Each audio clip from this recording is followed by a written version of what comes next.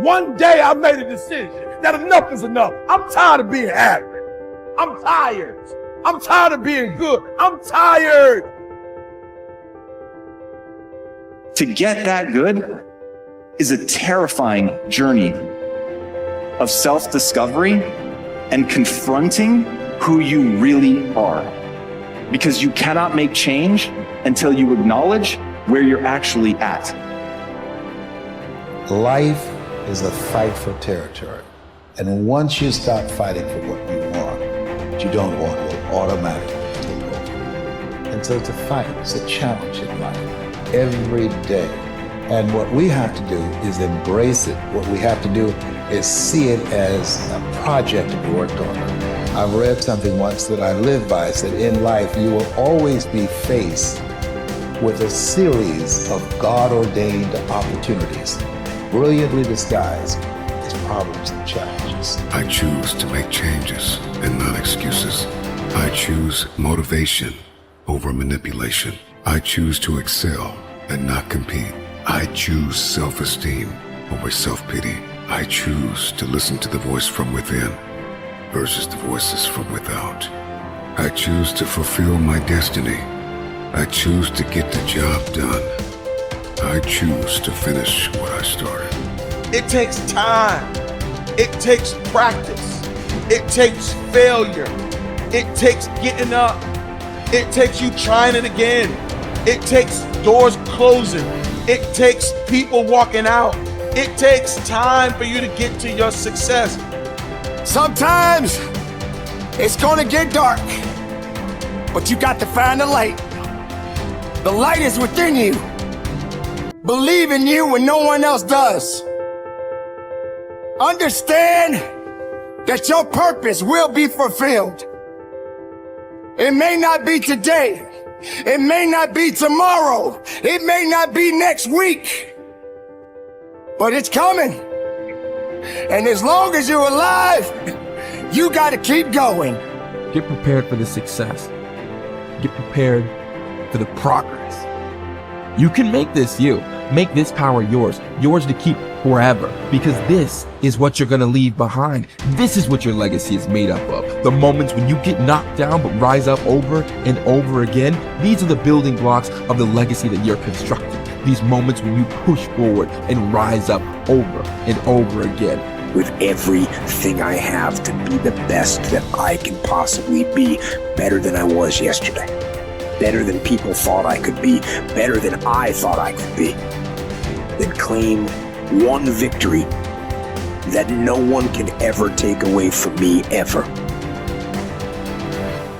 A lot of you feel stuck because you're waiting for some kind of external force to either push you and pressure you to change and to be great and to be amazing, or you're waiting for somebody to give you permission. You're either sitting back because you need some sort of external motivation from somebody that's going to push you or praise you or pressure you in order to change, or some life circumstance, like maybe in your past you've experienced trauma or you faced something really scary and that was the thing that made you change. And then the second thing that people wait around for is permission. Look, those may or may not come in your life. If you are somebody that is sitting around waiting for some external force to come and do the work for you, that is such a losing bet. It's unbelievable. Maybe you'll get lucky. Maybe somebody will come, but more than likely, no one is coming. The only kind of force that will truly create change in your life is you. The internal kind of force. I hate to say it, but for those of you that feel really, really stuck, and you keep thinking that somebody's got to pick me, or somebody's going to discover me, or somebody's got to give me permission to write this book. It's ridiculous. This is external versus internal force. And what you have to figure out if you're stuck is, are you the kind of person that is guilty of needing, wanting, and waiting for external forces, people, an event, some outside force to kick you in the ass so that you'll finally do the stuff that you've been dreaming about doing? I want to tell you something. No one's coming. No one. The people in life that get what they want are the ones that aren't waiting for an external force to validate their dreams, to inspire them, to give them permission. It's the people that realize that success, that happiness, that control, it comes from the internal force. And what is the internal force? It's you. It's you. It's you being able to realize that no one's going to do the work for you. It's you realizing that you're never going to feel ready. In fact, even as you start working toward the things that you really want to do, you're definitely not going to feel ready. And you're going to feel outside your comfort zone. And that's normal. When you start to feel like you're stretching yourself and you're sticking your scrawny neck out there and you're taking some risks, that's amazing because you're growing. So if you want to do something, if you've thought about something you want to do, take it head on. Decide that you're going to start looking at it, start doing research on it, start tackling it, start becoming involved in whatever and wherever it might lead you to begin to explore the possibilities in that particular thing that you're seeking so that you can begin to learn all you can about it.